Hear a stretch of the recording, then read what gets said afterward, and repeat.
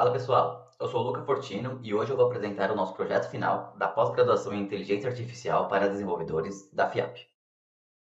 O desafio foi criar um MVP para detectar objetos cortantes em imagens de câmeras de segurança usando a inteligência artificial. Começando pelo resultado final, aqui está o nosso projeto rodando. Criamos uma interface onde o usuário pode iniciar o monitoramento escolhendo a fonte de vídeo, seja ela uma webcam ou um arquivo de vídeo.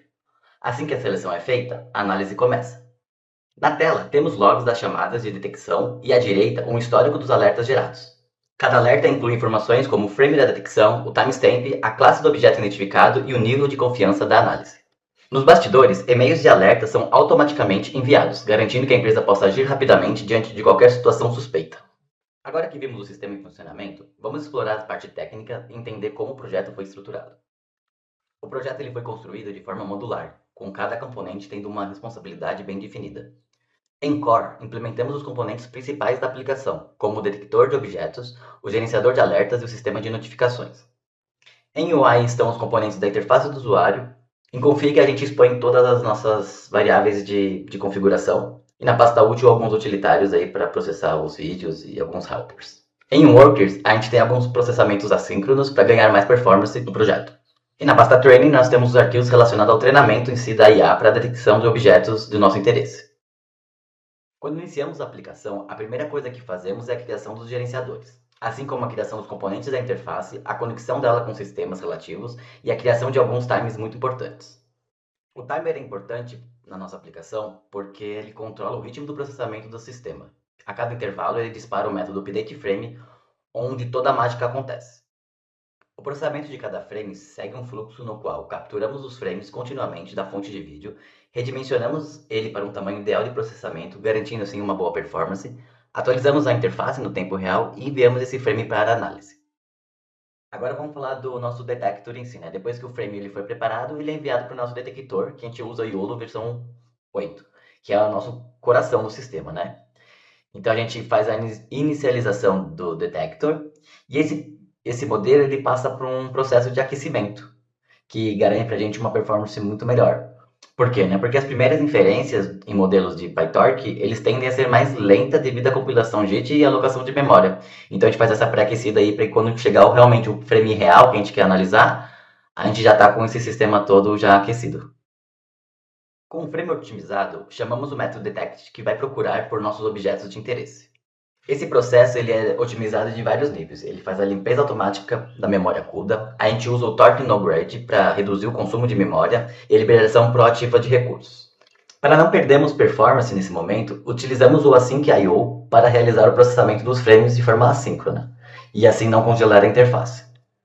Também temos algumas configurações dinâmicas de nível de confiança, entradas de dimensões e otimizações específicas para o GPU e para o CPU. Depois que a gente fez a inferência do frame, a gente vai processar os resultados aqui, transferindo os tensores da GPU para o CPU, a gente converte para NumPy Arrays, normaliza as coordenadas, a gente cria o objeto de detecção, o mapeamento das classes, o cálculo das coordenadas normalizadas, e também a liberação dos tensores, a limpeza do cache CUDA para fazer o gerenciamento dos recursos. Quando o detector identifica algo relevante, um processo de geração e gerenciamento de alertas é iniciado. Primeiro, o sistema gera um ID único para os alertas baseado no timestamp atual. Em seguida, criamos uma estrutura de dados que contém todas essas informações relevantes sobre a detecção. Então, o sistema persiste os dados, gerando JSON e salvando os arquivos em pastas organizadas como data e images. E, em paralelo, são exibidos na interface para o usuário os alertas contendo essas mesmas informações. Na sequência, a gente chama a nossa função de Send Alert Email, onde a gente vai repassar essas informações para o usuário também através do e-mail. Então, a gente monta um HTML visualmente agradável com a imagem, as informações, e ele vai receber isso no e-mail dele, essas informações. Isso também a gente faz de forma assíncrona para não gerar gargalos na performance, né? Então, o usuário mal percebe todas essas operações. Agora chegamos à parte mais importante do projeto, que é o treinamento da IA em si. Só um parênteses para quem ainda não está familiarizado com o processo, o treinamento ele funciona como ensinar algo a alguém por repetição. Então o que a gente faz? A gente mostra diversas imagens para a IA e marcamos nessas imagens os objetos que ela precisa detectar. Então existem várias rodadas desse treinamento que a gente chama de época, né?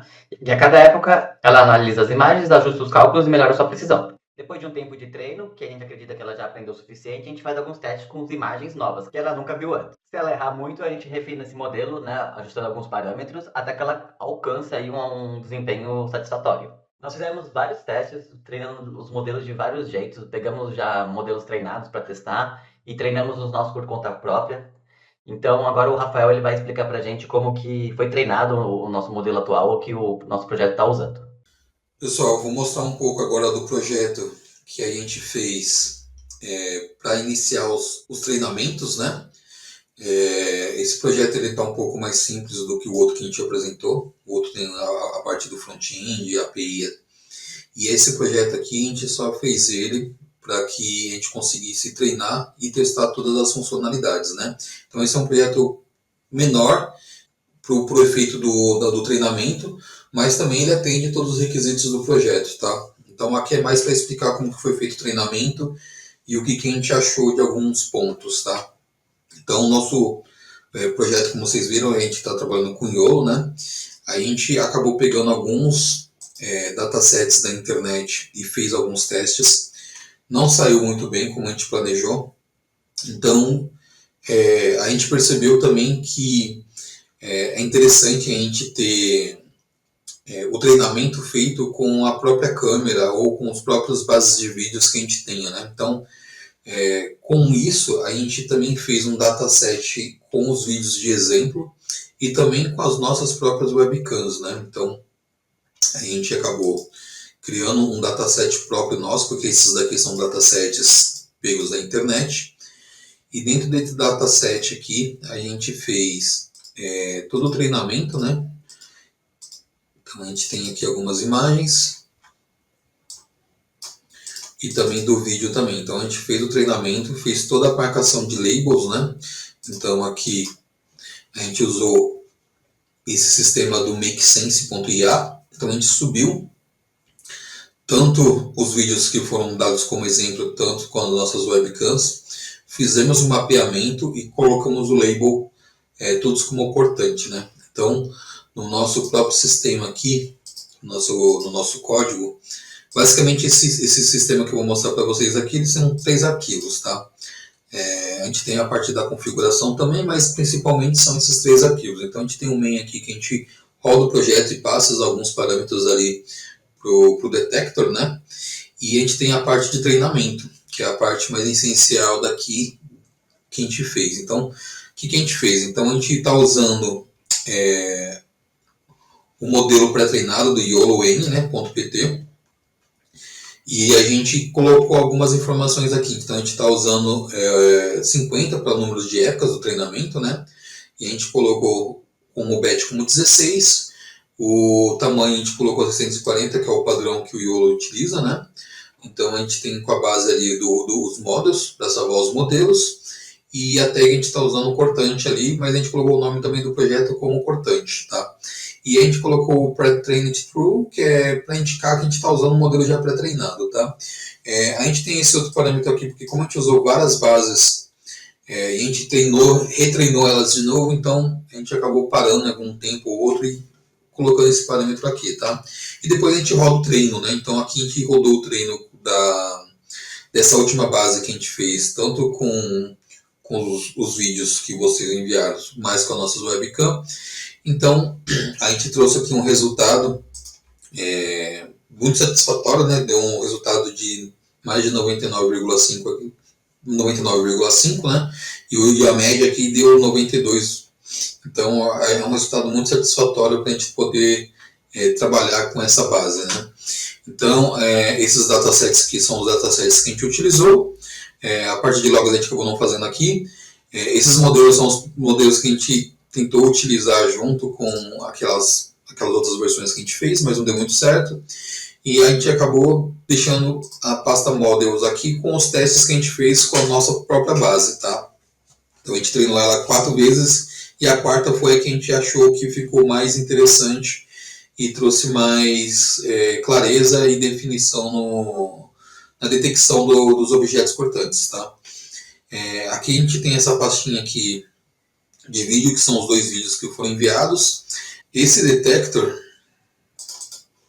que é esse arquivo aqui, a gente fez ele conforme o projeto também, né? Então a gente tem algumas definições de modelos, a gente faz o envio também do e-mail, então a gente também tem as configurações de envio e as definições de alerta também, então a gente passa algumas configurações de cabeçalho, tudo que a gente conseguir enviar essas informações.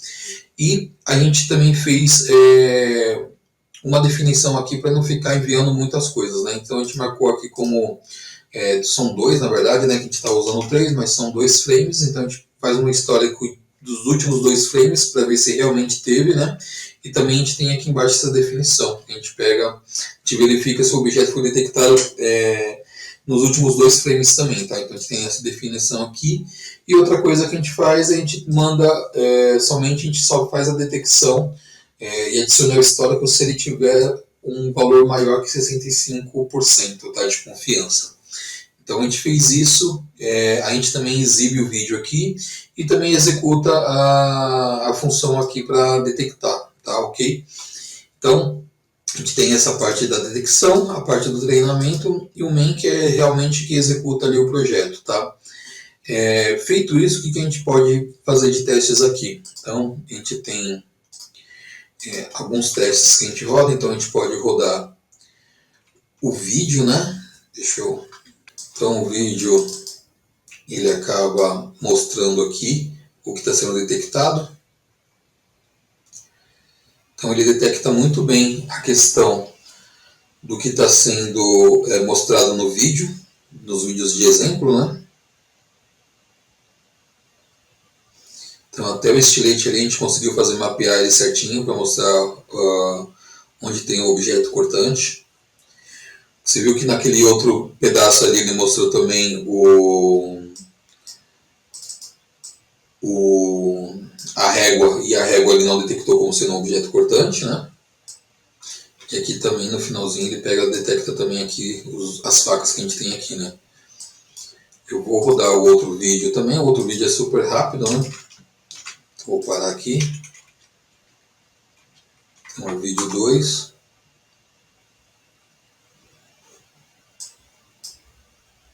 Eu vou executar de novo, que ele foi muito rápido.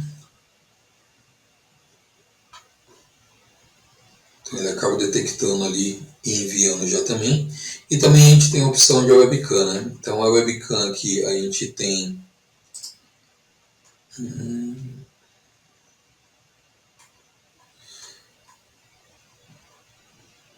Então aqui a gente tem a webcam, eu vou colocar como 0 para pegar minha câmera integrada mesmo do notebook.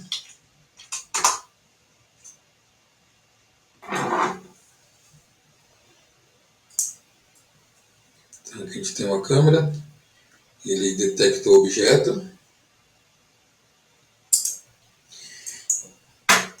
E também eu vou abrir a minha segunda câmera aqui também.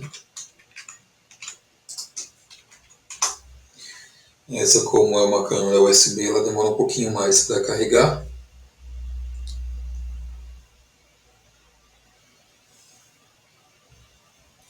Mas ela também funciona muito bem. Então a gente tem a câmera aqui ligada. A gente consegue mostrar também o objeto cortante para ela.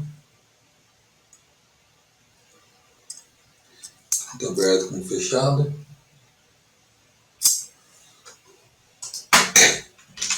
E esse é o nosso projeto de treinamento, tá? Então a gente tem um outro projeto que foi exibido para vocês aí, que é um projeto mais trabalhado.